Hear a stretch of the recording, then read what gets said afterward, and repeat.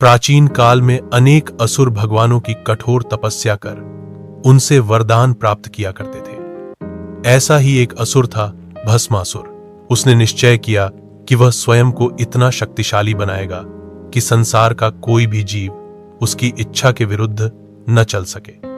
इसके लिए उसने देवाधिदेव महादेव अर्थात भगवान शिव की घोर तपस्या आरंभ कर दी।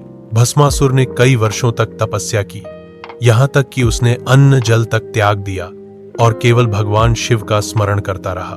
उसकी कठोर तपस्या से प्रसन्न होकर भगवान शिव प्रकट हुए और उससे बोले, वत्स, मैं तुम्हारी तपस्या से प्रसन्न हूं, बताओ तुम्हें क्या वरदान चाहिए। भस्मासुर ने भगवान शिव से एक अद्भुत वरदान मांगा।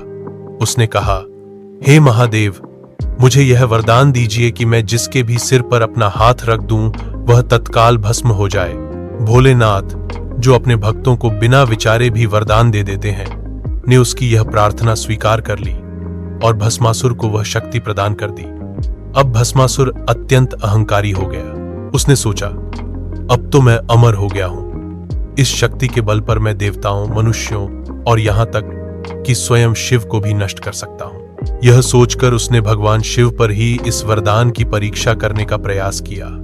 उसने शिव जी से कहा, प्रभु, अब मैं आपके वरदान की परीक्षा लेना चाहता हूं। और वह अपने हाथ से शिव जी के मस्तक को स्पर्श करना चाहता था। शिव जी समझ गए कि यह असुर तो स्वयं मुझे ही भस्म करना चाहता है। वे भयभीत होकर तत्काल वहां से भागे। शिव जी कैलाश छोड़कर इधर उधर छिपते रहे और अंततः भगवान विष्णु के शरण में पहुंचे। विष्णु भगवान ने सारी बात सुनी और एक योजना बनाई। उन्होंने मोहिनी रूप धारण किया।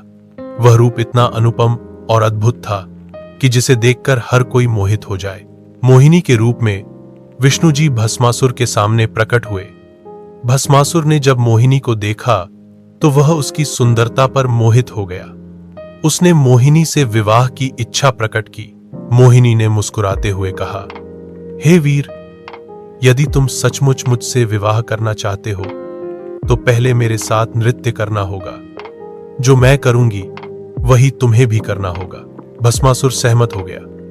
अब मोहिनी नृत्य करने लगी। वह कभी हाथ उठाती, कभी झुकाती, कभी सिर पर रखती। भस्मासुर भी उसकी नकल करता रहा। नृत्य के बीच मोहिनी ने चतुराई से अपने हाथ को सिर पर रखा। भस्मासुर ने भी वैसा ही किया। जैसे ही उसने अपने सिर पर हाथ रखा, उसी क्षण वह स्वयं भस्म हो गया। इस प्रकार अपने ही वरदान के कारण भस्मासुर का अंत हो गया। भस्मासुर की कथा हमें यह सिखाती है कि शक्ति और वरदान का उपयोग केवल धर्म और भलाई के लिए होना चाहिए। अहंकार और दुरुपयोग अंततः विनाश का कारण बनते हैं।